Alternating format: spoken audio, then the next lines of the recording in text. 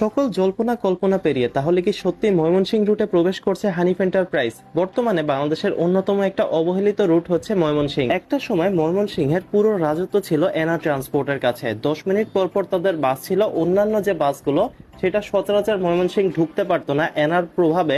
তবে এনা ট্রান্সপোর্টের সার্ভিস এতটাই ভালো ছিল যে অন্য কোনো ট্রান্সপোর্ট ময়মনসিংহবাসীর সত্যি বলতে দরকারও ছিল না। রাজনৈতিক দিক থেকে এনা যতটাই খারাপ হোক, সার্ভিসের দিক থেকে কিংবা এজ আ বাস কোম্পানি এনা ট্রান্সপোর্টের মতো কোম্পানি বাংলাদেশে খুব একটা নেই বললেই চলে।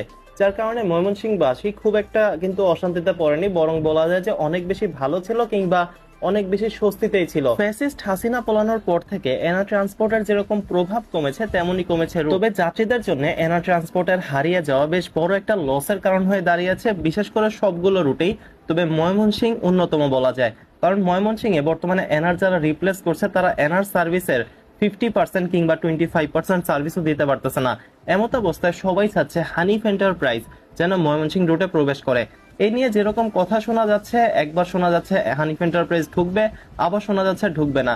ব্যবসার ক্ষেত্রে আমি একটা কথা বলি, বিশেষ করে বাস ব্যবসার ক্ষেত্রে অনেকেই আমাকে ফোন করে বলে যে ভাই আমার কাছে এরকম 5-7 লাখ টাকা আছে, আমি কিস্তির মাধ্যমে বাস নিয়ে ঢাকা চট্টগ্রাম রুটে কিংবা ঢাকা থেকে আমার দেশের এলাকার রুটে বাস দিতে চাই, কারণ সেখানে অনেক যাত্রী আছে।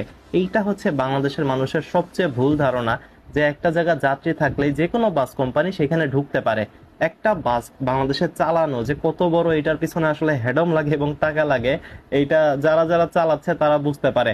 অনেক কিছু মেনটেন করে একটা রুট পাইতে হয়, যে যেমন খুশি আসলে রুট নিতে পারে না। এরকম হইলে কিন্তু সব কোম্পানি ইচ্ছা মতো যেখানে এসি বাসের বেশি দরকার সেখানে বাড়া এসি নিতে পারতো, যেখানে বাসের বেশি দরকার সেখানে বেশি বাস নিতে পারতো। তবে সবকিছুরই একটা আসলে এখানে রুল আছে। আপনি চাইলেই একটা রুটে ঢুকে যেতে পারেন না জাস্ট বিকজ সেইখানে যাত্রী আছে, ব্যবসা আছে। এইখানে অনেক কিছু কিংবা অনেক মানুষকে খুশি করে আপনার চলতে হয়, অনেক মালিক সমিতিরও আসলে ব্যাপার স্যাপার আছে। তো সবকিছু মিলিয়ে আসলে এটা মুখের কথা না যে কোনো কোম্পানি ঢুকে যাবে।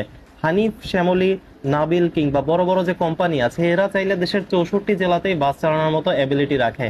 এসআর ট্রাভেলস এর কথা আপনি বলেন কিংবা বড় বড় যে সৌদিয়া টৌদিয়া মার্সা এগুলোর কথা বলেন, এদের কাছে এরকম বহুত বাস আছে যারা চাইলে পুরো বাংলাদেশে বাস চালাইতে পারে এবং সেরকম অর্থও রয়েছে। তবে বেশ কিছু কারণে 64 জেলায় বাস চালানো সম্ভব না।